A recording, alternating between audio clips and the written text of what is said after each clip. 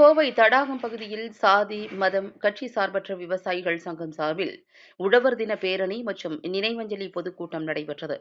சங்கத்தின் மாநில பொதுச் செயலாளர் கந்தசாமி தலைமையில் நடைபெற்ற இந்த நிகழ்வில் உழவர்களின் உரிமைக்கான போராட்டத்தில் போலீஸ் துப்பாக்கி சூட்டில் உயிர்நீத்த தியாகிகளுக்கு அஞ்சலி செலுத்தப்பட்டது.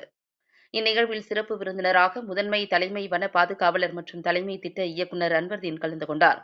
அவரிடம் விவசாயிகள் பல்வேறு கோரிக்கைகளை முன்வைத்தனர். குறிப்பாக வன விலங்குகள் விவசாய நிலங்களில் புகாமல் தடுக்க நடவடிக்கை எடுக்க வேண்டும் என்றும், பயிர் சேதங்களுக்கான நிவாரணத் தொகைகளை உயர்த்தி வழங்க வேண்டும் என்றும் கோரினர். கூட்டத்தில் பல முக்கிய தீர்மானங்கள் நிறைவேற்றப்பட்டன. அவற்றில் முக்கியமானது வனவிலங்கு சட்டத்தில் திருத்தம் செய்து விவசாய நிலங்களில் புகும் காட்டுப் பன்றிகளை சுட்டுக் கொள்ள அனுமதி தர வேண்டும் என்பதாகும்.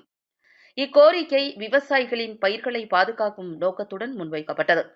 இந்த ஆண்டு நடைபெற்ற உழவர் தின நிகழ்வு கடந்த 47 ஆண்டுகளாக தொடர்ந்து நடத்தப்பட்டு வரும் ஒரு பாரம்பரியத்தின் தொடர்ச்சியாகும். ஒவ்வொரு ஆண்டும் ஜூலை 5ஆம் தேதி தமிழகத்தின் அனைத்து மாவட்டங்களிலும் இந்த நிகழ்வு நடைபெறுகிறது. இந்த ஆண்டு நடைபெற்ற கூட்டத்தில் தமிழகத்தின் பல்வேறு மாவட்டங்களிலிருந்து நூற்றுக்கணக்கான விவசாயிகள் கலந்து கொண்டு தங்களது ஒற்றுமையையும் விவசாயத்தின் முக்கியத்துவத்தையும் வெளிப்படுத்தினர்.